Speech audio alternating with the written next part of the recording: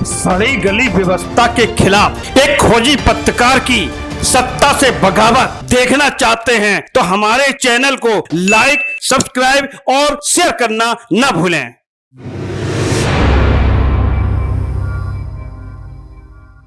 अपने देश का सियासी मिजाज भी अजीब है। मतलब के अनुसार सियासी दलों की रणनीतियां बदलती रहती हैं। जाति, धर्म, संप्रदाय की राजनीति से गुरेज करने की चाहे जितनी कोशिशें हों, कामयाबी नहीं मिलती और चुनाव आते ही एक नहीं बल्कि सारे सियासी दल जाति, धर्म, संप्रदाय के नाम पर अपने सियासी समीकरण बिठाने की जुगतबाजी में जुट जाते हैं।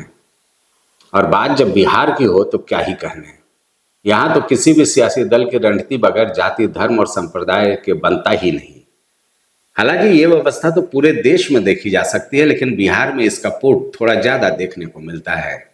जब देश में अकलियतों को लेकर एक ऐसा घिनौना बयानबाजी और सियासत का दौर शुरू हो गया है, जिसे देखकर समझने की जरूरत है कि क्या हम अपने ही देश में एक वर्ग विशेष को गैर बनाने पर आमादा हैं।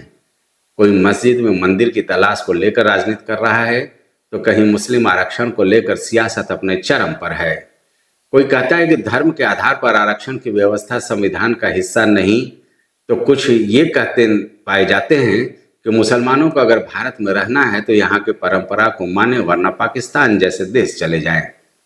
यानी वोट बैंक की राजनीति ने सियासी दलों की आंखों पर ऐसा चश्मा चढ़ा दिया है कि हर मुद्दे पर इस तरह की तस्वीर दिखने लगती है कि आजाद भारत के बाशिंदे मुसलमान हमारे समाज, हमारे देश के अंग ही नहीं रह गए हैं। कर्नाटक से लेकर उत्तर प्रदेश तक, बिहार से लेकर गुजरात तक हिंदू मुस्लिम राजनीति की ही चर्चा हो रही है।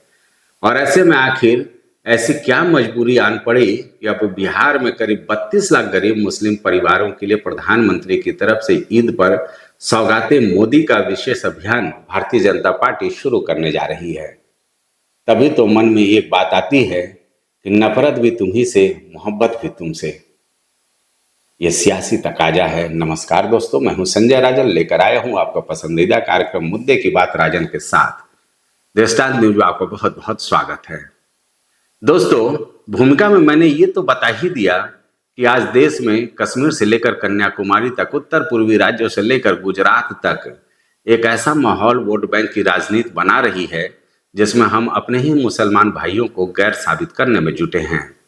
मुस्लिम समाज में बड़े तबके का अनपढ़ होना, जाहिल होना बेशक कई ऐसी परंपराओं का पोषक हो सकता है जो हिंदू राष्ट्रवाद के खिलाफ हो, लेकिन इसका कतई मायने नहीं हो सकता कि अकेलियत हमारे देश और समाज के द्रोही हैं।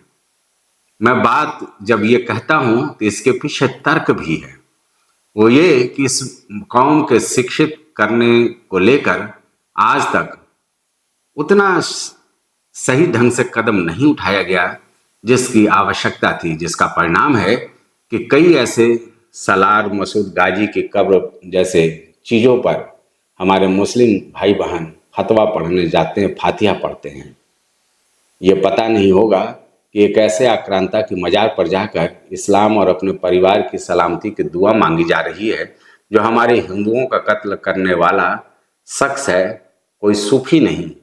ऐसे आयोजनों से तो भोले भाले मुसलमान अपनी गाढ़ी कमाई मजार के नाम पर लुटा देते हैं और मालामाल हो जाते हैं, नेजा जैसे मेला के आयोजक। अब इस बात को लेकर सियासत कितनी हो रही है वो तो आप अपने आंखों से देख ही रहे होंगे। संभल में मंदिर की तलाश की जा रही है, कई ऐसे जगहों पर मंदिर के सबूत मिले, कई जगह मंदिर भी मिले और ठिगरा ये फोड़ दिया गया कि शायद मुसलमानों ने ही इन मंदिरों को बंद करवाया या जमींदोज करवाया। महाकुंभ जैसे आयोजन की बात की जाए, कांवड़ मेला की बात की जाए, मुसलमानों को एक तरह से वर्जित करने की कोशिश साफ तौर पर देखी गई। स्टालिन सरकार ने मुसलमानों के 4% ठेका पट्टा में आरक्षण देने का फैसला के लिए लिया, संसद तक बवाल मच गया। तो फिर आखिर जब ऐसा माहौल बनाकर हिंदू राष्ट्र की परिकल्पना को साकार करने की सियासत हो रही है, तो फिर ईद के मौके पर बिहार में सौगाते मोदी अभियान चलाने की जरूरत क्या आन पड़ी।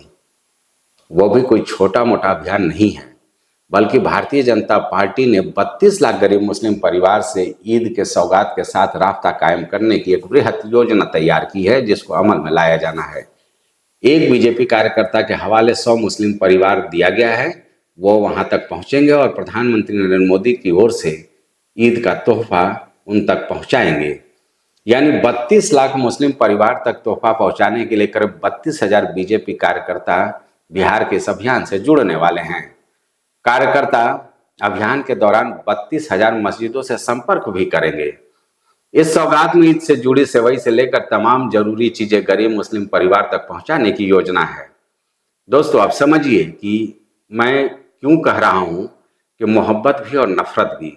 वैसे तो आप अकलियत को लेकर किसी राज्य सरकार के फैसले पर हाय तौबा मचाते हैं। मंदिर मस्जिद के नाम पर नफरत फैलाने की पुरजोर कोशिश की जाती है, हर चुनाव के पहले की जाती है ये। और दूसरी तरफ आप ईद के मौके पर मुस्लिम परिवारों को सौगात भी देने की बात करते हो। यानी सियासत के सहमात के खेल में आप अपने कमजोर किलों को दुरुस्त करने की कवायद करना चाहते हैं। तभी मैंने शुरुआती में कहा था कि मतलब के मुताबिक सियासी दलों की रणनीति बदलती रहती है। तभी समाजवादी पार्टी सुप्रीमो अखिलेश यादव की प्रतिक्रिया आती है इस तरह के अभियान को लेकर कि भारतीय जनता पार्टी वोट के लिए कुछ भी कर सकती है। चलिए, अच्छा है, अब कम से कम बीजेपी ईद का पर्व तो मनाने लगी है। अब समझिए, इस साल के आखिर तक होने वाले बिहार विधानसभा का चुनाव केंद्र की सत्ता के लिए भी काफी मायने रखता है। क्यों? आप जानते हैं कि नीतीश कुमार यानी जेडीयू और चंद्रबाबू नायडू की पार्टी के समर्थन से ही केंद्र की सरकार चल रही है। ऐसे में अगर बिहार में एनडीए सरकार में इस बार नहीं आती है या चुनाव नहीं जीतती है तो फिर समीकरण कुछ और हो सकता है, इसमें कोई दो राय नहीं है। दरअसल एक वाकया और हुआ है। नीतीश बाबू जो बिहार के मुख्यमंत्री हैं, उन्होंने माह रमजान के मौके पर रोजा इफ्तार का आयोजन किया, लेकिन ज्यादातर मुस्लिम संगठनों ने इसका बहिष्कार कर दिया। वजह बताई गई कि मुसलमान जेडीयू की नीति से आहत है, क्योंकि वो भारतीय जनता पार्टी के खेमे में जा चुके हैं। वक्फ संशोधन कानून जैसे मुद्दों पर नीतीश कुमार का कुछ बयान नहीं आया, कोई प्रतिक्रिया नहीं आई, और ऐसे तमाम मुद्दे उठाए जा रहे हैं, उसको लेकर नीतीश बाबू का कोई प्रतिक्रिया नहीं आना निश्चित तौर पर मुसलमानों को नाराज कर रहा है। अब देखिए, बिहार विधानसभा में कुल 325 सीटें हैं, जिनमें 49 सीटों पर मुस्लिम मतदाताओं का सबसे ज्यादा प्रभाव है।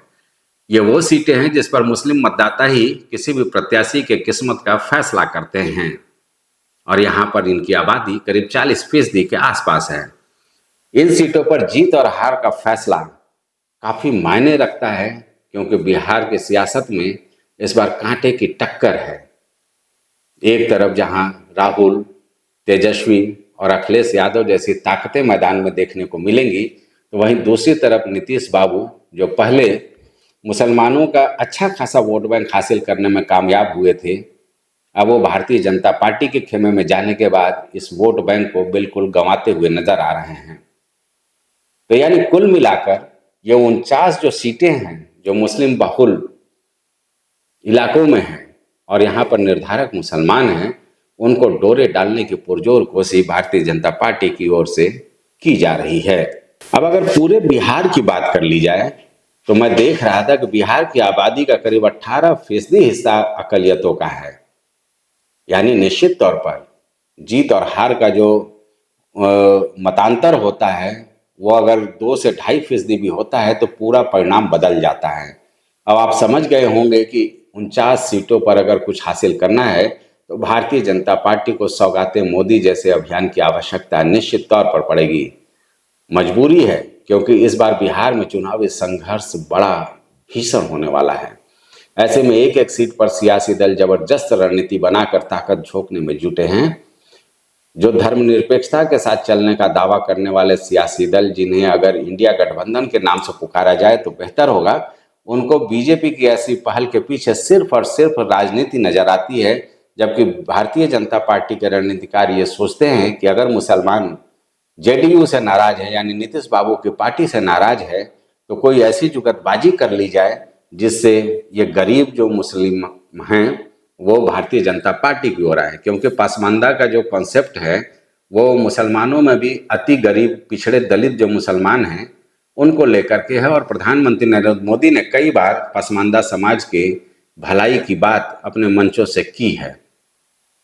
कुल मिलाकर ये कहा जा सकता है ये सौगातें मोदी यूं ही नहीं है, बल्कि बिहार के चुनाव के पहले ये भारतीय जनता पार्टी की एक मजबूरी है।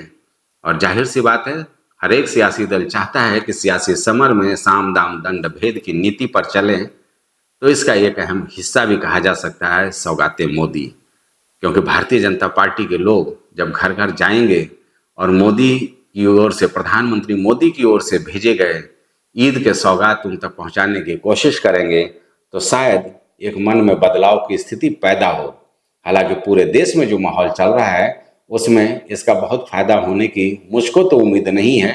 बहरहाल आगे क्या होगा देखा जाएगा, लेकिन फिलहाल 32 लाख गरीब परिवारों तक सौगातें मोदी पहुंचाने की कवायद भारतीय जनता पार्टी की ओर से की जा रही है। चलिए, दो टूक मैंने विश्लेषण कर दिया इस अभियान को लेकर। अगर मेरा ये विश्लेषण आपको अच्छा लगे तो निश्चित तौर पर इसे अपना लाइक और शेयर करना न भूलें। और जाहिर सी बात है, मैं बार बार अनुरोध करता हूं कि दृष्टांत मीडिया की हौसला अफजाई करने के लिए आप इसे सब्सक्राइब करें। ज़्यादा से ज़्यादा सब्सक्राइब आप करेंगे तो हमारी हौसला अफजाई होगी और हम और बेहतर तरीके से दो टूक और सटीक विश्लेषण आप तक पहुंचाने की कोशिश करेंगे। फिलहाल इस वीडियो में इतना ही। मुझे दीजिए इजाज़त। नमस्कार।